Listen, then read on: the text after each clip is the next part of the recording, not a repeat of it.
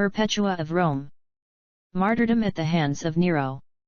And as Paul was being led away to be beheaded at a place about 3 miles from the city, he was in irons. And there were 3 soldiers guarding him who were of a great family. And when they had gone out of the gate about the length of a bowshot, there met them a God-fearing woman. And she, seeing Paul dragged along in irons, had compassion on him, and wept bitterly. And the name of the woman was called Perpetua. And she was one-eyed. And Paul, seeing her weeping, says to her, "Give me your handkerchief, and when I turn back, I shall give it to you." And she, having taken the handkerchief, gave it to him willingly. And the soldiers laughed, and said to the woman, "Why do you wish, woman, to lose your handkerchief? Do you not know that he is going away to be beheaded?" And Perpetua said to them, "I adjure you by the health of Caesar to bind his eyes with this handkerchief when you cut off his head." This was done according to her request. And they beheaded him at the place called Aquae Salvii, near the pine tree. And as God had willed, before the soldiers came back, the handkerchief, having on it drops of blood, was restored to the woman. And as she was carrying it, straightway and immediately her eye was opened.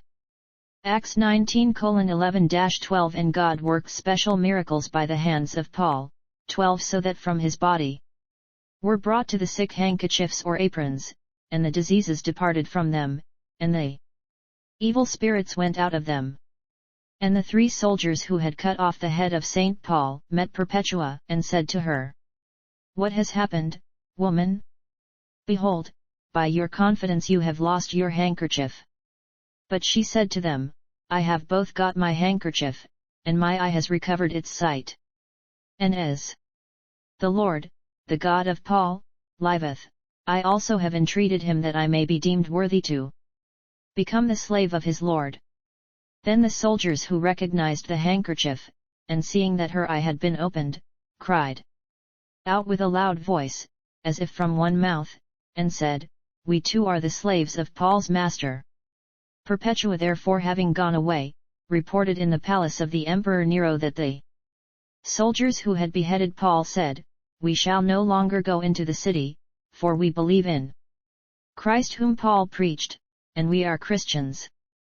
Then Nero, filled with rage, ordered Perpetua, who had informed him of the soldiers, to be kept fast in irons. And as to the soldiers, he ordered one to be beheaded outside of the gate about 1 mile from the city, another to be cut in 2, and the third to be stoned. And Perpetua was in the prison. And in this prison there was kept potent Diana, a noble maiden. Because she had said, "I forsake my parents and all the substance of my father, and I wish to become a Christian."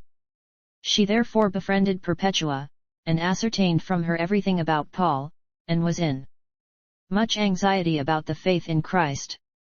And the wife of Nero was Potentiana's sister. And she secretly informed her about Christ, that those who believe in him see everlasting joy, and that everything here is temporary, but they're eternal, so that also she fled out of the palace, and some of the senators' wives with her. Then Nero, having inflicted many tortures upon Perpetua, at last tied a great stone to her neck, and ordered her to be thrown over a precipice. And her remains lie at the Momentan Gate. And potent Diana also underwent many torments. And at last, having made a furnace one day, they burned her. Hebrews 11:35. Women were tortured, not accepting deliverance, that they might obtain a better resurrection. Source: sermonindex.com